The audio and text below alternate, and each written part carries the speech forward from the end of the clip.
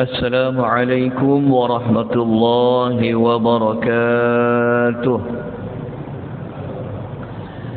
الحمد لله رب العالمين والصلاة والسلام على أشرف الأنبياء والمرسلين وعلى آله وصحبه أجمعين أما بعد.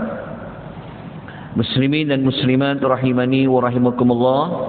InsyaAllah pada pagi ini kita akan memperincikan keterangan ayat yang ke-75 yang telah pun kita baca pada pagi semalam. Namun kita tidak sempat untuk membicarakan tentang pengajaran daripada ayat 75, termasuklah tindakan-tindakan yang perlu kita ambil, yang mana kita akan sambung membincangkan tindakan pada ayat yang berikutnya. Jadi kita baca sekali lagi ayat yang ke-75. A'udzu billahi minasy syaithanir rajim.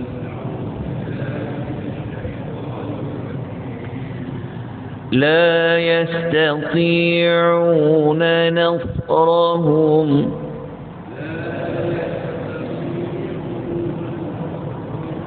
وهم لهم جند محضرون.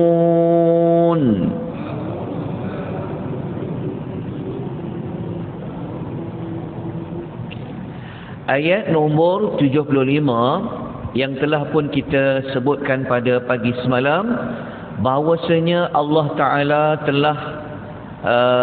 telah membuktikan bahawasanya mana-mana sembahan yang disembah oleh orang-orang musyrikin itu tidak dapat sama sekali memberikan kepada mereka pertolongan.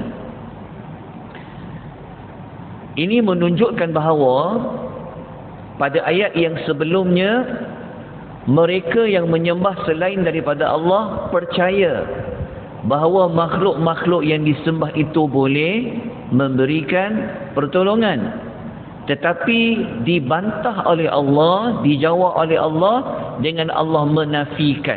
Allah kata tidak dapat sama sekali yang disembah selain Allah itu dapat menolong mereka.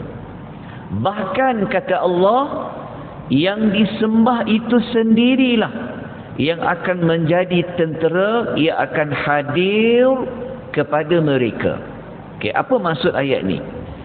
Kalau kita merujuk ulasan Ibnu Katsir dalam tafsirnya, Ibnu Katsir mengatakan, Ibnu Katsir dia kata bahala-bahala tu nanti mereka akan dikumpulkan, dihimpunkan pada hari kiamat, yang mana bahala-bahala itu dia akan tengok, dia akan hadir sama-sama melihat orang yang menyembah dia ketika di dunia itu. Maksudnya begini, maksudnya penyembah-penyembah patung-patung, berhala-berhala, tak kiralah maknanya menyembah pokok ke, menyembah matahari ke, menyembah mana-mana selain Allah, mereka ni nanti akan menjadi sangat duka cita, sedih, kecewa. Kenapa? Kerana yang mereka sembah selain Allah tu nanti di hari akhirat, dia pula jadi seperti tentera. Maksudnya apa? Mereka yang disembah selain Allah tu pula ia akan tengok, ia akan saksikan, yang tak boleh buat apa-apa pun di hari kiamat untuk menolong orang yang menyembah mereka. Maksud dia, ada manusia ketika di dunia dia ingat, dia sangka ada makhluk lain yang boleh bagi rezeki kepada dia, yang boleh tolong dia. Puaslah makhluk manusia kat dunia tu, berpuaslah mempertahankan kepercayaan dia. Tetapi di hari akhirat mereka dapati yang mereka ingat Tuhan tu ketika di dunia, rupa-rupanya tak boleh tolong mereka. Bahkan yang mereka anggap Tuhan itulah yang akan menyaksikan apa? Menyaksikan macam mana Allah menghisap penyembah-penyembah mereka. Kalau kita nak tahu lebih lanjut, ada banyak ayat Quran yang Allah telah bersoal jawab dengan mana-mana makhluk yang pernah dijadikan sembahan. Kalau macam patung-patung, berhala-berhala ni nanti mereka akan hidup. Allah akan tanya dekat patung-patung dan berhala tu, korang ke yang telah menyebabkan ada manusia yang menyembah kamu? Saya minta tuan-tuan rujuk, ada satu ayat ni, patung-patung tu dia akan bertasbih. Faham tak? Dia akan kata, Maha suci Engkau ya Tuhan, tak pernah pun kami dekat dunia ni yang suruh mereka menyembah kami. Jadi tuan-tuan nak tahu jawapan tu, nanti tuan-tuan buka surah Furqan, surah nombor 25. Tuan-tuan nanti tuan-tuan tengok muka surat 361, tuan-tuan cari ayat nombor 17, 18 dengan ayat nombor 19. 17, 18, 19, suratul Furqan, surah nombor 25, muka surat 361, tuan-tuan akan jumpa apabila Allah panggil patung-patung ni, Allah tak nak soal siasat mereka, maka patung-patung ini dia menafikan sejauh-jauhnya. Maka Allah pun menjawab kembali kepada penyembah-penyembah itu. Allah kata, sebenarnya patung-patung itu telah mendustakan kamu. Maksudnya, patung-patung itu telah berlepas diri daripada apa yang dilakukan oleh manusia ketika mana di dunia. Jadi ayat ini memberikan kita jawapan bahawasanya di hari akhirat itu sebenarnya mana-mana yang menyembah selain Allah tidak boleh memberikan apa-apa pertolongan, bahkan yang disembah selain Allah itulah yang akan mempertahankan diri mereka, dan dia akan menjadi saksi kepada Allah. Sebenarnya mereka penyembah itulah sebenarnya yang mengambil inisiatif sendiri untuk menyembah selain dari Allah. Jadi ayat nombor yang kita baca ni, apa pengajaran yang kita boleh ambil daripada ayat 75? Nombor satu, tidak ada mana-mana sembahan yang mampu memberikan pertolongan melainkan hanya Allah saja. Tak kira dia menyembah pokok ke, menyembah gunung ke, menyembah dewa-dewa ke, dia menyembah mambang tanah, mambang apa pun dia sembah, sebenarnya tidak ada boleh memberikan pertolongan melainkan Allah, sama ada di dunia dan juga di hari akhirat. Pelajaran nombor 2, sembahan-sembahan yang disembah selain Allah akan mengecewakan para penyembah mereka di hari akhirat. Kalau kita baca dalam ayat Quran, hatakan Nabi Isa itu sendiri, Allah akan soal siasat dia. Allah tanya pada Nabi Isa, ada ayat Quran tu, Nabi-Nabi ni mereka akan disoal siasat. Lepas tu kalau kita belajar ada akhirat, sebenarnya Nabi-Nabi ni pun Allah akan hisap, Allah akan tanya. Sampai kepada Nabi Isa, Allah tanya, engkau ke yang suruh manusia mengaku engkau tu salah satu daripada Tuhan? Nabi Isa memberikan jawapan. Tuan faham kan? Ada orang dia menyembah Nabi Isa. Menyembah apa? Menyembah tu maksudnya minta pertolongan, percaya ada makhluk lain yang boleh bagi kuasa, bagikan rezeki. Maka makhluk-makhluk ini mereka akan mengecewakan orang-orang yang menyembah mereka ketika mana di hari akhirat. Itu pelajaran ringkas yang boleh kita ambil. Kita teruskan dengan ayat nombor 76. Ayat 76 ni Allah membawa kita kepada membicarakan tentang Rasul sallallahu alaihi wasallam. Dia topik-topik dalam surah Yasin ni dia bertukar-tukar. Lepas cerita tentang ketuhanan, dia akan bawa cerita tentang kerasulan. Habis ayat 76 ni, maksudnya ayat 76 ni Allah bawa cerita tentang kerasulan. Kalau sebentar tadi kita belajar, Allah bawa kita cerita tentang suasana di hari akhirat. Jadi Allah bawa cerita tentang Rasul. Kenapa dengan Rasul ni? Ayat 76 Allah memujuk Rasul. Apa Allah kata? A'udzu billahi minasy syaithanir rajim. فلا يحزنك قولهم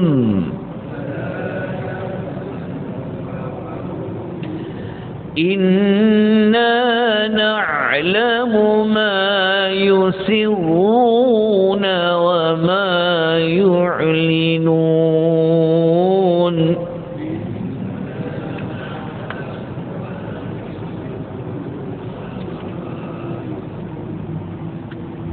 Okey, Allah mengatakan justru itu. Allah kata maka, kata Allah, janganlah engkau berasa sedih. Allah pujuk Nabi. Allah menggembirakan Nabi. Allah kata Muhammad, janganlah engkau sedih. Sedih kenapa? Disebabkan kata-kata mereka. Okey, apa kata-kata mereka tu yang menyebabkan Nabi boleh menjadi sedih? Tentu kena baca ulasan Tafsir Misbah. Kita lihat antara kata-kata orang-orang musyrikin kepada Nabi, seperti mana mereka pernah mengatakan Allah memiliki anak, ataupun mereka ada mengatakan Allah itu ada sekutu dia yang lain, ataupun orang pernah kata kepada Nabi, engkau ni Muhammad orang gila, engkau ahli sihir, dan lain-lain orang kata kepada Nabi. Maka Nabi sangat bersedih di atas penolakan. Kalau tuan-tuan nak tahu macam mana mereka, kata-kata mereka yang sangat pedih kepada Nabi, saya minta tuan-tuan bacalah Suratul Furqan. Kalau tuan-tuan baca Suratul Furqan, surah yang ke-25 ni, nanti tuan-tuan syok. Saya cuma tak boleh janji tahun berapa kita akan belajar Suratul Furqan, tapi insya-Allah kalau Allah izinkan masih hidup saya atau tuan-tuan perempuan, ada ruang kita belajar Suratul Furqan. Kalau tuan belajar Suratul Furqan, ayat yang mereka cakap pada Nabi ni, kalau kita duduk kedudukan Nabi, sangat sedihlah apa yang mereka kata kepada Nabi SAW. Surah Yasin ni, dia tak sebutlah ayat tu apa, dialog tu apa, skrip dia, Allah tak sebut. Cuma Allah kata apa yang mereka kata kepada engkau Muhammad, kau janganlah bersedih. Tuan faham Tadi saya sebutkan contoh dia. Lepas tu Allah mengatakan, Allah kata inna, sesungguhnya kami, na'lamu, sentiasa tahu, ma yusirruna, apa yang mereka rahsiakan, wa ma yu'linun, apa yang mereka telah zahirkan. Jadi Allah ni dia memberikan ketenangan kepada Nabi. Allah kata, tak apa Muhammad, apa mereka cakap ni kami tahu, kata Allah. Apa yang mereka cakap diam-diam, mereka rahsiakan, kami tahu, kata Allah. Apatah lagi kalau mereka zahirkan. Okey, lepas tu saya minta tadi, kalau tuan-tuan nak mantapkan lagi, nak ada lebih rasa kesedihan Nabi tu, kita kena rujuklah surah seperti mana yang saya syurkan dalam Suratul Furqan tu. Okey, jadi kalau kita baca ayat ni, kita akan jumpa, kita ambil sikit waktu, kenapa Allah kata dia tahu yang rahsia dan dia tahu yang nyata. Kenapa dia sebut rahsia dulu? Okey, Pak Quraish Shihab dalam Tafsir Al-Misbah, dia kata ayat di atas ni mendahulukan menyebut yusirrun, rahsia, adalah untuk menekankan betapa pengetahuan Allah itu mencakupi segala sesuatu. Maksudnya kenapa Allah kata dia tahu yang rahsia, dia tahu yang nyata? Maknanya kalau rahsia pun Allah tahu, maknanya apa? Allah tahu semua apa yang diperkatakan. Okay. Jadi pengajaran apa yang kita boleh belajar? Ada dua.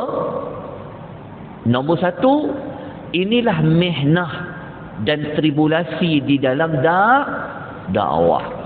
Dalam kita berdakwah, dalam kita ajak orang buat baik, dalam kita mencegah orang melakukan kemungkaran, maka akan ada macam-macam orang akan kata pada kita, orang akan labelkan kita. Maka kita jangan lemah apa? Jangan lemah apa? Jangan lemah semangat. Okey, inilah adalah ujian dalam dakwah. Mungkin orang kata, engkau ni tunjuk-tunjuk baiklah. Betul. Mungkin orang kata, nak berceramah lah tu, nak jadi ustaz dan ustazah lah tu. Macam-macam orang kata. Padahal kita ikhlas nak nasihat orang. Jadi apabila kita baca ayat nombor berapa tadi? Ayat nombor 76 tadi, dia memberikan kita apa? Dia memberikan motivasi kepada kita, seolah-olahnya apa? Kalau Nabi pun orang kata bukan orang yang jujur, orang yang baik, orang yang mulia. Kalau Rasul itu manusia paling baik pun orang boleh kata dia macam-macam. Kalau kita ni yang memang orang tahu kita punya perangai macam mana kan, tapi kita dah berubah nak jadi baik, maka kita sabarlah. Okey.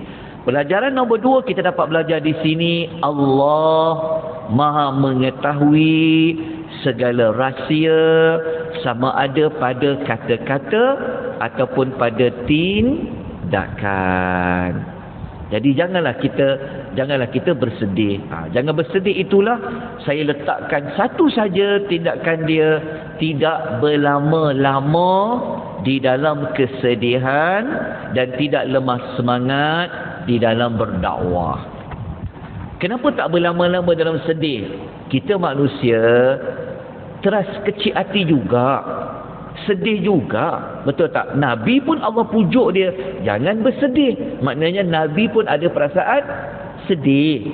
Maka kita ni apabila kita sedih, orang membalas apa yang kita ajak kebaikan tu dengan kata-kata yang tidak elok, maka jangan lama-lama sedih, kita hiburkan. Seperti mana yang saya kata tadi tu, inilah Al-Quran. Kita kata bahawa kalau Nabi itu sendiri orang kata dia bukan-bukan, maka kita ni yang banyak kelemahannya, sudah pasti orang akan kata yang bukan-bukan. Jadi jangan lemah semangat di dalam menyampaikan dakwah. Jangan disebabkan orang kata kita bukan-bukan, kita terus kata tak naklah cakap dah kan. Jangan. Kita kena teruskan menyampaikan dakwah, peringatan, nasihat. Okay. Selesai ayat 76. Bermula ayat nombor 77 sampai ayat yang terakhir surah Yasin, Allah membawa kita semua kepada macam mana Allah nak menghidupkan orang yang sudah mati. Kita tengok ya. Tadi ayat 76 Allah cerita tentang apa? Cerita tentang Rasul kan? Ayat 76 cerita pasal Rasul. Bermula ayat 77 sampai 83 Allah cerita tentang macam mana nak menghidupkan orang mati, apa bukti dia, apa cara dia, Allah akan tunjukkan bermula daripada ayat nombor 77. Okey, jadi ayat 77 ni kita mulakan dengan ayat yang Allah menceritakan tentang penciptaan manusia. Okey, kita baca ayat dia. A'udzu billahi minasy syaithanir rajim.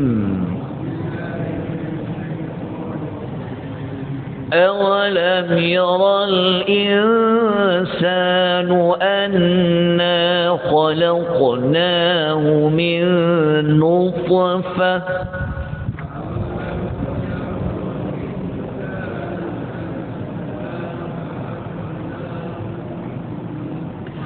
أَوَلَمْ يَرَ الْإِنسَانُ أَنَّا خَلَقْنَاهُ مِنْ نُطْفَةٍ فَإِذَا هُوَ خَصِيمٌ مُبِينٌ.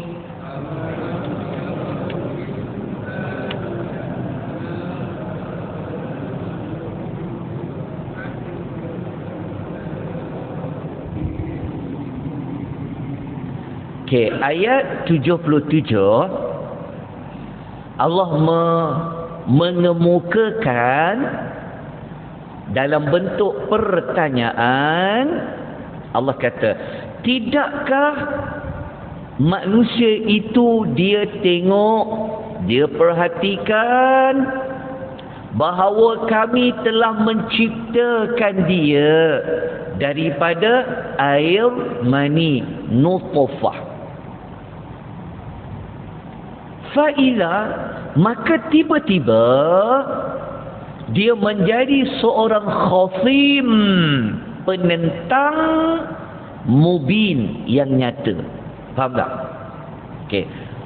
Allah tanya, kenapa manusia tu dia tak nak fikir, dia tak nak perhatikan yang diri dia sendiri tu mula-mula tak ada, tapi kami ciptakan dia ada daripada setitis air mani. Allah kata, okey. Tiba-tiba dia dah jadi orang yang lengkap. Dia nak lawan pula. Nak lawan tu Allah gambarkan dia menjadi seorang khasim. Apa tu khasim? Okey, tuan tengok dekat tafsiran ayat. Okey ya, begini. Pertama dalam tafsir Al-Munir, Dr. Wahbah Al-Buhaili rahimahullah, beliau mengatakan Allah bertanya dalam ayat ni, bukan bertanya tu macam nak tanya, dah tengok ke belum? Maksudnya Allah tanya ni dalam bentuk pengingkaran. Maksudnya Allah bertanya, kenapa mereka tak tengok diri mereka tu sendiri? Maknanya Allah mengingkari tentang perbuatan tidak memperhatikan kejadian diri itu sendiri. Dalam masa yang sama, pertanyaan ini membawa makna hairan. Allah rasa hairan pada manusia ni. Kenapa manusia ni dia boleh tentang Tuhan, dia boleh tentang Allah. Tentang apa? Nanti kita kena baca pada ayat yang berikutnya.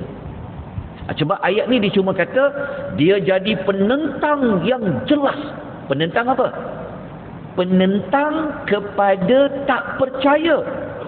Nanti kalau dah mati boleh hidup semula. Itu maksud dia. Tapi kita kena baca pada ayat yang berikutnya. Okey. Insan dekat sini, siapa insan dekat sini? Insan dekat sini dia bersifat umum. Maknanya siapa-siapa yang ada sikap khasimum mubin, ia termasuk di dalam ayat ini.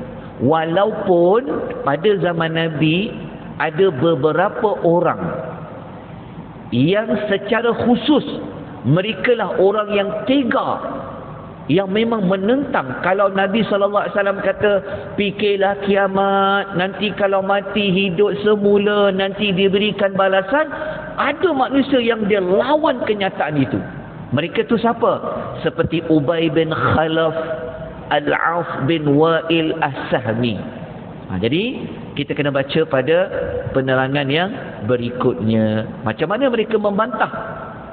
Nanti kita akan bicarakan pada ayat-ayat yang selepasnya. Tapi sebelum tu kita tengok dulu apa maksud khasimun. Khasim menurut Dr. Wahbah, dia merujuk kepada orang yang pandai berbicara, berdebat, dan orang yang merupakan seteru yang sangat keras penentangannya. Seperti saya kata tadi itulah, seolah-olah Tuhan kata apa? Tuhan kata, dia tu tak ingat ke? Dia dulu tu jadi daripada air mani, tiba-tiba jadi manusia lengkap, nak lawan pula. Lawan tu, penentang tu Allah panggil dia apa? Khasimun mubin. Dia nak lawan bab apa? Nak lawan dalam perkara apa? Mereka nak melawan, nak membantah sebantah-bantahnya bahawa nanti kalau dah mati boleh hidup kembali. Macam mana mereka lawan? Kita kena baca pada ayat yang berikutnya, tapi tak sempatlah pada pagi ini kerana kita terikat dengan perjanjian hanya 20 minit sahaja. Tetapi ada kerja sebenarnya kan, ada tadarus sebagainya. Ini pun kita dah lebih dah. Baik, tuan-tuan perempuan, rahimani wa rahimakumullah. Besok pagi insya-Allah kita kembali membaca ayat 77 dan kita akan memperincikan sedikit lagi.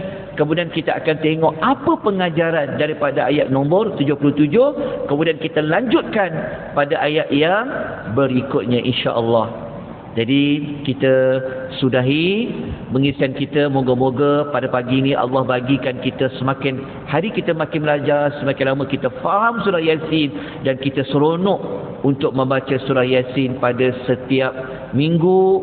Kerana kita ada harian kita membaca Yasin, maka kita bertambah seronok, bertambah manis untuk kita membaca ayat Quran dengan kita memahami apa yang kita baca.